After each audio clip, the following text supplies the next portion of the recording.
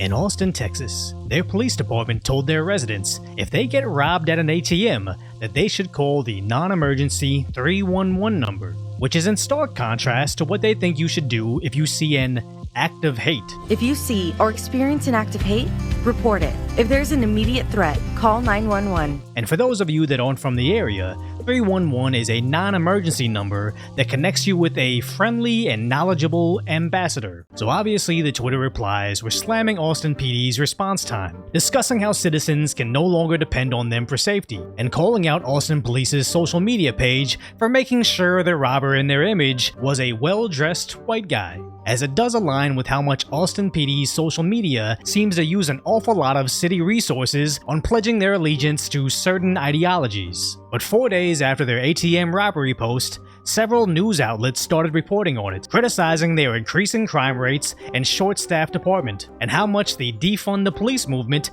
is backfiring on them. So finally, Austin PD followed up stating, okay, you can call 911. But to me, that tweet means nothing, as in 2020 they cut their police budget by 1/3. Then a few weeks ago, they finally expanded their police budget, but apparently it does absolutely nothing to address their abysmal 911 call response times. And as we've been saying on this channel a lot lately, you get what you vote for, and in the liberal stronghold in Texas that is Austin, they're going to quickly realize just because you fled California like Elon Musk and Joe Rogan doesn't mean that you can't bring the plague that is this neo-progressivism with you, because defunding the police isn't just impacting Deep Blue Austin. As we saw in Minneapolis, the vice chairwoman of the Minnesota Democratic former Labor Party got violently carjacked in front of her kids, leaving her with a broken leg and several cuts. And this is the person that called for the dismantling of the Minneapolis Police Department, called for the arrest of Minneapolis police officers, and congratulated their public schools for removing the police from their campuses, only for her now becoming personally a victim of a horrendous crime, demanding the police bring her justice for what has happened. And I in no way will celebrate anyone getting injured like this,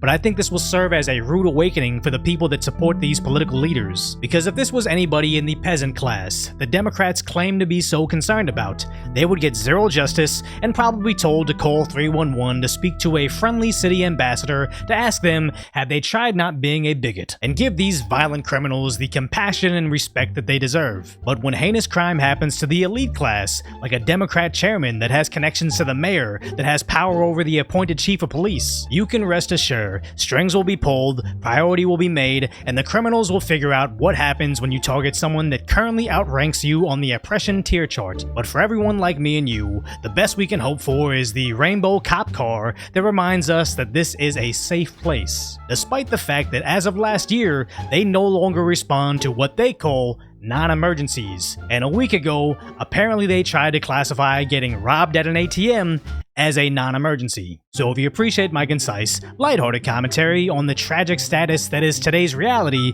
hopefully I've earned your subscription, then go check out the video on what happens when they try to bring this nonsense to deep red Texas. Spoiler alert, your Antifa brand cat ears do nothing to protect you.